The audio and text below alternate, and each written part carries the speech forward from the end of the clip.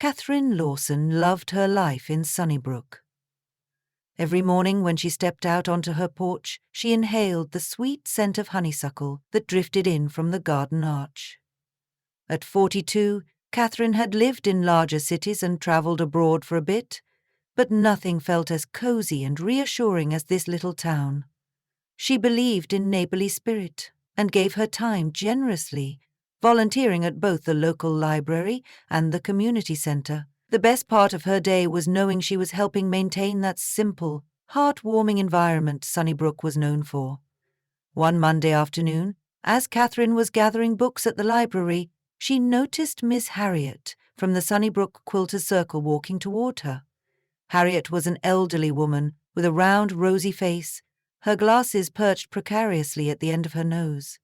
Catherine smiled in greeting. Harriet was well known for her unstoppable curiosity, and her daily morning walks. No shred of local gossip ever escaped her. But Harriet did more than just gossip. She was an accomplished quilter, and she took pride in her skill. "I've brought something for you, dear," Harriet said, holding out a small piece of fabric about the size of Catherine's palm. In the centre of the patch was an intricate embroidered design, a small calendar-like square in purple thread. Round it, swirling patterns of green and gold loops ended in shapes that reminded Catherine of question marks. The date embroidered was the upcoming Friday, and Catherine's eyebrows rose. "It's lovely," Catherine said, accepting the gift. "But what's the significance of the date?" Harriet shook her head and patted Catherine's hand. "I'm not exactly sure," she confessed, lowering her voice. "It came in the mail this morning, but there was no return address. The note inside said it belonged to you. I opened it before I realized it wasn't addressed to me, but all it said was, 'To Catherine, keep your eyes open on Friday.' No signature, no other clue." Catherine paused. "That's certainly strange. Why would anyone send me this? Maybe it's from one of the ladies in the Quilters' Circle with a good sense of humour." "I've already asked them," Harriet replied, her voice trembling with curiosity and concern. "No one claims to have stitched it, and they're all baffled. The embroidery doesn't match any of our known styles." She tapped the patch gently. "But I can tell the fabric is old, maybe from an antique quilt. The threads have that vintage sheen." The mention of antique fabric intrigued Catherine. Something about it felt strangely intimate, as though it carried a message only she could decipher. Still, it might just be a silly prank. She slid the patch into her jacket pocket, thanked Harriet, and returned to shelving books, repeatedly wondering who could have sent her such an odd piece of fabric. That evening, at the community centre, Catherine was helping set up decorations for the annual Sunnybrook Cultural Fair. Families from nearby towns would gather for a potluck dinner, choir performances, live music, and an auction fundraiser benefiting the local library. Sunnybrook was particularly proud of its library, and Catherine spent the better part of the evening making sure every table had bright centerpieces. She was attaching pastel ribbons to the balcony rails when her friend Naomi Buckley approached from behind with a half smile. "You know, Catherine," Naomi teased, "sometimes I think they should make you the new mayor. You do more volunteering in this town than the rest of us combined." Catherine laughed, tying a final ribbon into place. "Don't give Mayor Donaldson any ideas. He's happy enough someone else is doing the heavy lifting." She stretched her arms, stiff from hours of work. Her mind drifted back to the quilt patch. "Naomi, has anyone mentioned to you anything about a mysterious patch or a warning about Friday?" Naomi raised a dark eyebrow in confusion. "No." "What are you talking about?" Catherine retrieved the cloth from her pocket. It felt warm in her hand, as if it had absorbed lingering energy from the day. "Miss Harriet brought me this patch today. Someone mailed it to her with a cryptic message meant for me. It has Friday's date and these strange patterns, like swirling question marks. I can't figure out who sent it or why." Naomi took the piece of fabric delicately between her fingers, scrutinizing it. "Odd," she mused. "The thread is a bit frayed in places, and I see some initials, though they're faded." She squinted in the dim centre lighting. "Could be an H, maybe an M?" Catherine peered over her shoulder. It might not be important, just a silly puzzle, but Harriet claims it's from an antique quilt and that it arrived with a warning about Friday. Well, Naomi said carefully, if it's a warning, it might be worth keeping an eye out for anything unusual at the fair on Friday. We have all those items up for auction. Some of them are quite valuable donations. Who knows? Maybe it's indicating a theft or something. Though Naomi was joking, Catherine felt a twinge of unease. The cultural fair's auction was indeed known for fine antiques and valuable contributions from local collectors. A single theft could generate a scandal, overshadowing the charitable nature of the event. She brushed off the idea, but resolved to remain attentive. Friday came around faster than Catherine could have imagined. The morning was bright and sunny. Early in the day, volunteers gathered at the community centre to finalise the decorations and set up for the fair's opening in the afternoon. Tables displaying donated books, silverware, china sets, and a few unique antiques lined the hall. Catherine's job was to ensure safety, making certain items were labelled properly and that each was placed in its secure designated spot. She kept the quilt patch in her coat pocket. Each time her fingers brushed against it, she shivered with a sense of foreboding. Throughout the morning, everything proceeded smoothly. By noon, the crowd funneled in. Local families in floral dresses, small children in matching socks, older couples that had lived in Sunnybrook for decades. The hum of conversation and bursts of laughter set a cheerful tone. Catherine walked around with a clipboard, greeting neighbours and ticking off last-minute tasks. She double-checked everything on the auction tables, scanning for anything out of the ordinary. At 2:30, Miss Harriet arrived in a flurry. She approached Catherine, eyes wide. "Have you seen Mr. Whitfield?" Harriet asked in a strained whisper. Catherine glanced around.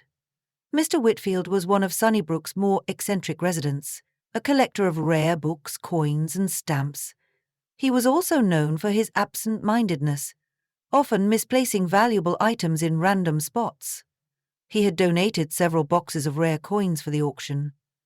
"I think he was just here," Catherine said. "He dropped off those coin boxes this morning." Harriet leaned in, voice so low Catherine had to bend forward. "He told me he heard a rumour that someone might try to steal one of the antiques. He's uncertain who, but he's worried about the coins. He asked me if you'd had any strange warnings. I mentioned the patch, of course, but he was in such a hurry I couldn't get more details. Now I can't find him anywhere."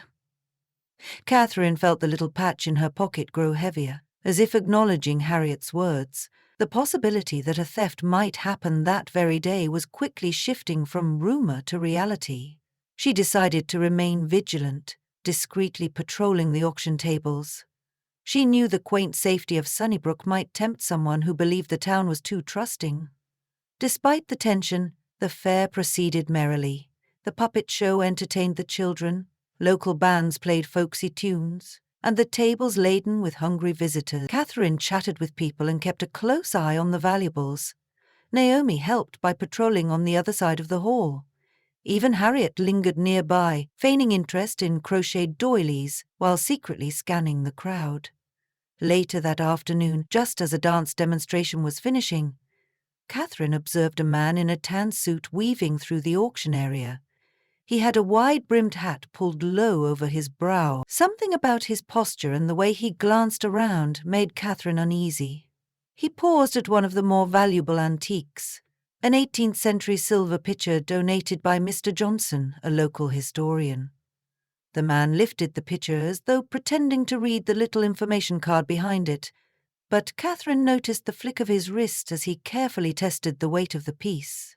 Catherine watched silently, waiting to see if he did anything suspicious. When he set the pitcher down, he sidled over to the locked glass case housing Mr. Whitfield's prized coin collection. The coins, some minted hundreds of years ago, rested on velvet holders.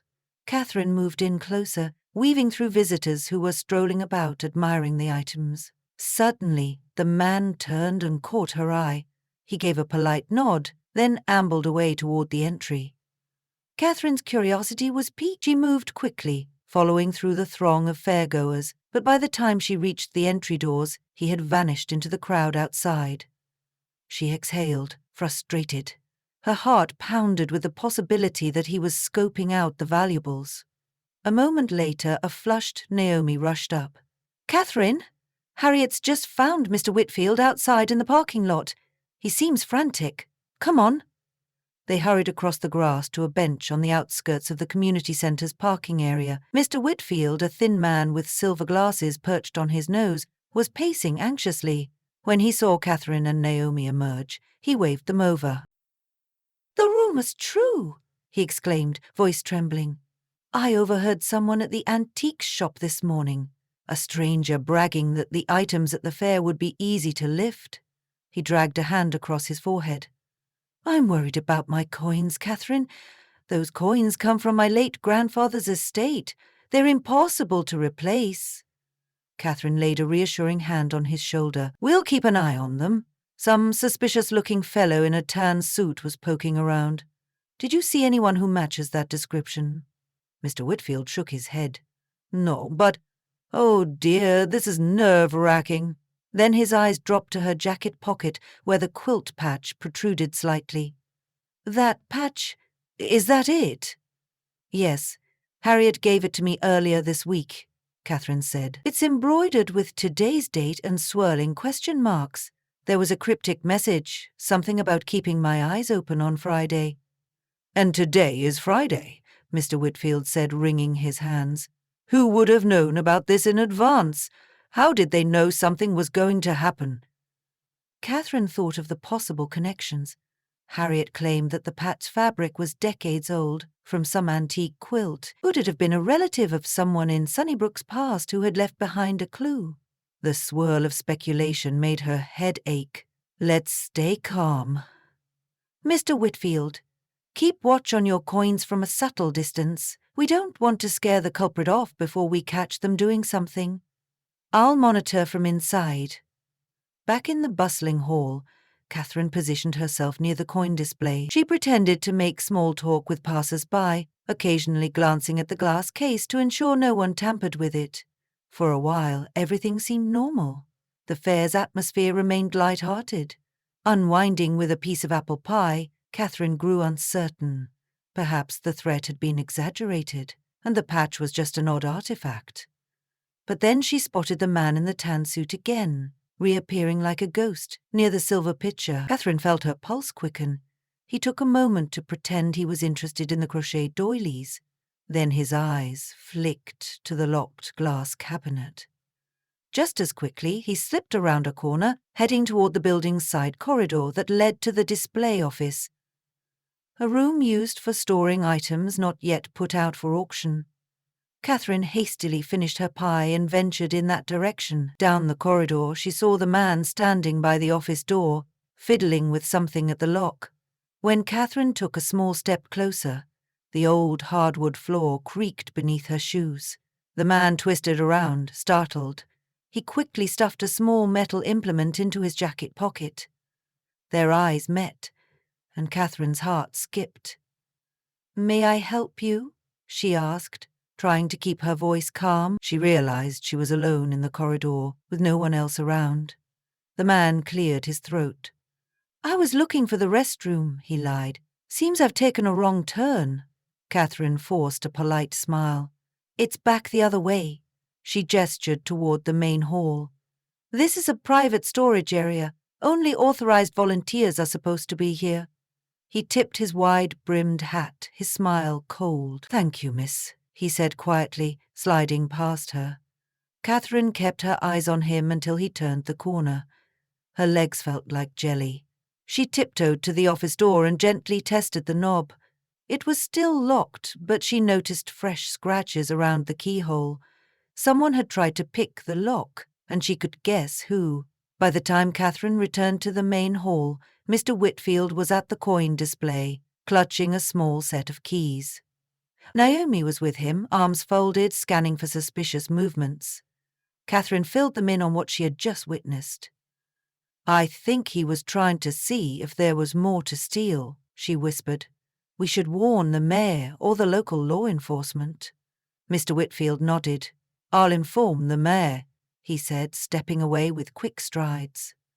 Naomi and Catherine kept at their semicircle watch, eyeing the man in the tan suit if he reappeared. As the evening wore on, the auction commenced.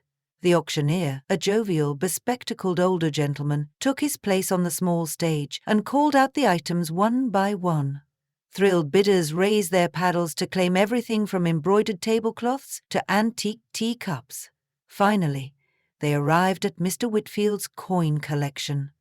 The air filled with excitement. Rare coins always fetched a fair price at the Sunnybrook auction. Catherine watched from the side, fully expecting the man in the tan suit to make a move or place a deceptive bid. "Starting bid for this rare coin set is $200, 0 cents, the auctioneer said, his voice echoing through the hall. Several hands went up instantly, including that of a woman Catherine knew to be a collector from a neighboring town. Then, slowly, toward the back, a man lifted his paddle. Catherine's breath caught. It was the mysterious figure with the tan suit and wide-brimmed hat, sitting inconspicuously in the last row. As bids escalated to $400, 0 cents, $450, 0 cents, and then $525, 0 cents, the competition grew fierce. The man in the tan suit kept raising his paddle, engaging in a back and forth with the determined woman. Finally, at $600, 0 cents, the woman lowered her paddle. The auctioneer slammed his gavel. "Sold for $600, 0 cents to the gentleman in the back." Polite applause broke out. The man stepped forward, tipping his head politely, and completed the transaction with the auction cashier. He shook a few hands, accepted the sealed box of coins, and left through the front door, disappearing into the twilight beyond. Catherine felt a strange surge of guilt. All day she'd assumed he intended to steal them. But if he was an honest bidder... Still, there was the matter of the corridor lock. Why attempt to break in if the items were up for public auction anyway? She turned to Naomi, eyebrows raised.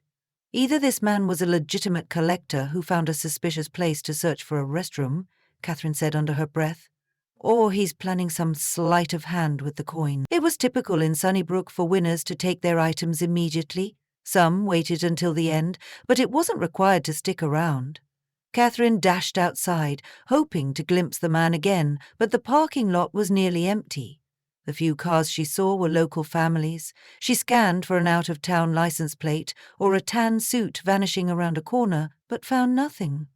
Back inside, the auction concluded with applause and the usual flurry of congratulations. Mr. Whitfield approached Catherine, shaking his head.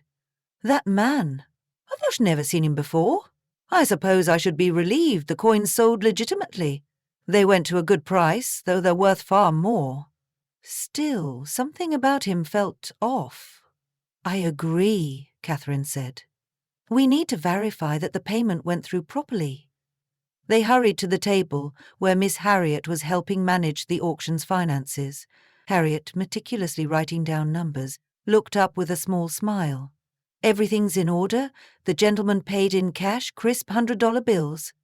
She faltered for a second. "He included an extra $50, 0 cents donation for the library fund." Mr. Whitfield frowned. "That's generous." He gazed at Catherine uncertainly. "Do you think we might have been paranoid?" Catherine shrugged. Did try to break into that office. At least it seemed that way. But if he left with the coins legally, maybe he changed his plan. She paused, running her fingertips across the patch in her pocket. The swirling question marks and the date had suggested something unknown was supposed to happen. But the man hadn't technically done anything criminal. It was late when the final item was sold, and volunteers started cleaning up. The warm glow of overhead lights flickered as Catherine wiped tables and consolidated leftover decorations. The day had been exhausting, physically and mentally. She collected her things, bidding good night to the others. Just as she neared the exit, Harriet approached with a wide-eyed expression. "You won't believe what we found," Harriet said in an urgent whisper, holding up an envelope that looked worn around the edges. "It was tucked under the cashier's table with your name on it." She handed it to Catherine, who eased open the unsealed flap. Inside was a piece of parchment-like paper. The writing in flowing cursive read, You prevented what could have happened. Not all thieves are beyond redemption. Keep watch.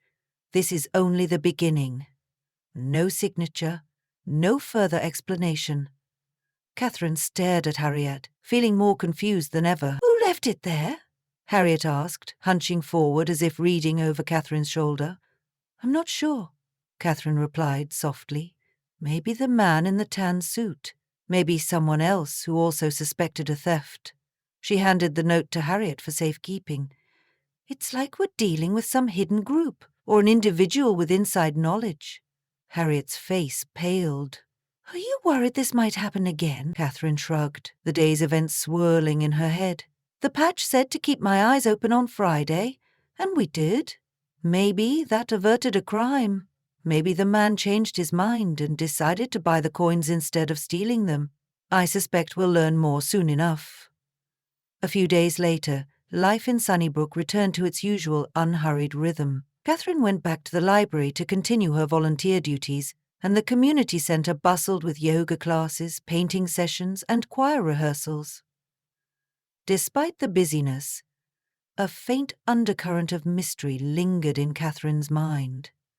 Each time she passed through the library's reading room, she couldn't help but glance at the patch clipped inside her day planner.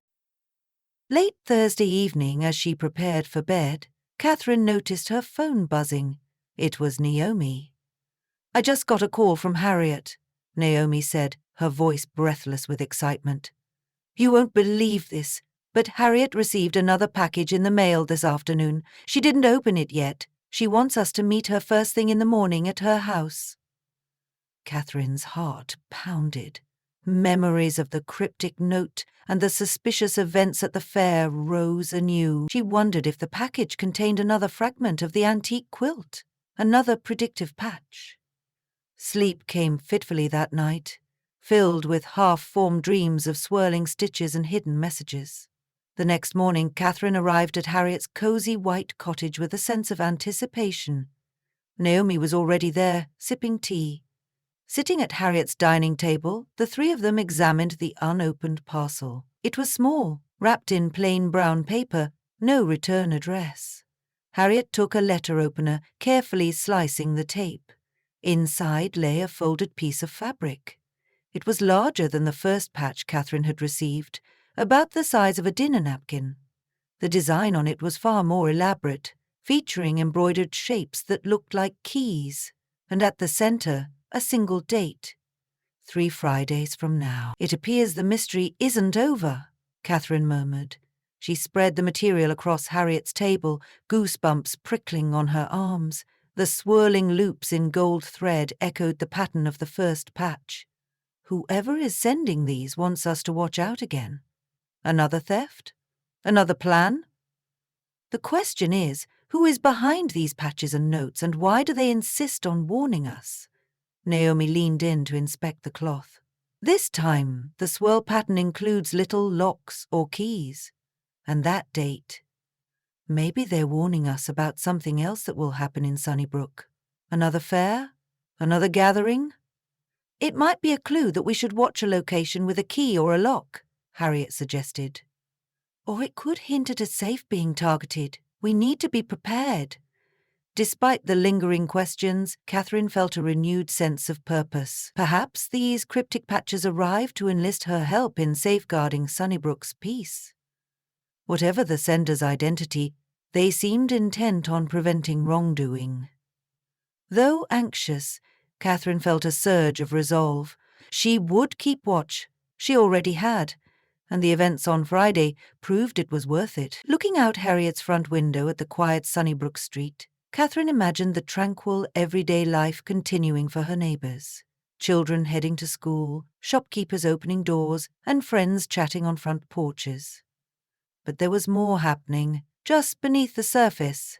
Hidden messages, warnings, and narrowly averted crimes. Sunnybrook might not be as sleepy as everyone believed. Let's handle this carefully, Catherine said, folding the second piece of fabric. We'll do our research, keep our friends informed, and pay attention to every rumour and anomaly. Last week we managed to prevent an incident, or at least contain it. This time we'll be ready from the start." Harriet nodded, determination in her eyes. Naomi set down her teacup and glanced at Catherine. "And if more messages come, we'll solve them piece by piece." Catherine smiled. A brand new puzzle lay waiting, and though it cast a shadow of mystery over Sunnybrook, she found herself eager to protect her beloved town. Let the cryptic patches come, she thought. She, Harriet, and Naomi would be there to unravel the truth and keep Sunnybrook safe from whatever hidden threats lingered beyond its flower-lined sidewalks.